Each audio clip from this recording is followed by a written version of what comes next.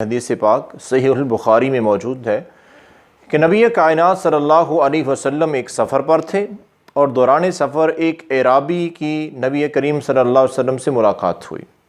اس ملاقات کے دوران اس نے نبی کریم صلی اللہ علیہ وسلم کی اونٹنی کی نکیل پکڑ لی اور عرض کی کہ اللہ کے رسول صلی اللہ علیہ وسلم، آپ مجھے ایسے عمل کے متعلق بتائیں کہ جو مجھے جہنم سے دور کر دے اور جنت کے قریب کر دے، جنت میں داخلہ جس عمل کی وجہ سے مجھے مل جائے، کوئی ایسے اعمال مجھے بتا دے۔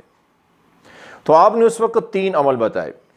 آپ نے فرمایا، اور بھی صحابہ کرام آپ کے ساتھ موجود تھے اس قافلے میں، اس سفر میں، تو آپ نے ارشاد فرمایا کہ سب سے پہلا کام تو یہ کرنا کہ اللہ کی عبادت کرتے ہوئے کبھی اس کے ساتھ کسی کو شریک نہ ٹھہرانا، شرک نہ زندگی میں کرنا۔ اور دوسرا کام آپ نے فرمایا کہ نماز کبھی نہ چھوڑنا۔ بھائیو، یہ کام ہمارے لیے بھی ہے کہ دیکھیں ہمارے اندر اگر یہ خوبیاں ہیں تو اللہ کا شکر ادا کریں، اگر نہیں ہے تو اپنانے کی کوشش کریں۔ تو آپ نے فرمایا کہ عبادت اللہ کی ایسے کرنا کہ کبھی اللہ کے ساتھ ساری زندگی شرک نہ کرنا، اور دوسرا کام کبھی نماز نہ چھوڑنا، اور تیسرا آپ نے فرمایا کہ صلہ رحمی کرنا۔ صلہ رحمی، رشتہ داروں سے جڑ کے رہنا ہے۔ رشتہ دار برا سلوک کریں تو ان کے ساتھ برا سلوک نہیں کرنا ہے، اچھا سلوک کرنا، کیونکہ یہ رشتے اللہ نے بنائے ہیں۔ تو اللہ کے بنائے ہوئے رشتے جب ٹوٹتے ہیں، اور اس دوران شیطان کی کوشش ہوتی ہے نا، جب دراڑیں پیدا ہوتی ہیں تو بندہ پھر بھی صلح میں پیل کرتا ہے، تو یہ ہے صلہ رحمی کرنے والا، اور یہ اللہ تعالیٰ کو بے انتہا پسند ہے۔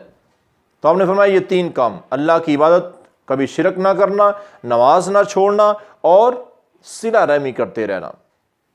تو پھر آپ نے جو حدیث کے الفاظ ہیں، آپ نے فرمایا دعین ناقہ، میری اونٹنی کو چھوڑ دو۔ اس نے چونکہ آپ کی اونٹنی کی نکیل پکڑی ہوئی تھی، تو فرمایا میری اونٹنی کو چھوڑ دو، یعنی کہ تیرے سوال کا جواب جو اس نے کہا تھا کہ جنت میں لے جانے والا اور جہنم سے بچانے والے اعمال، تو آپ نے کہا میں نے بتا دی۔ اب اس نے نکیل کو چھوڑا، اور وہ آپ تو سفر پر تھے اور وہ اپنے گھر کی طرف جا رہا ہے۔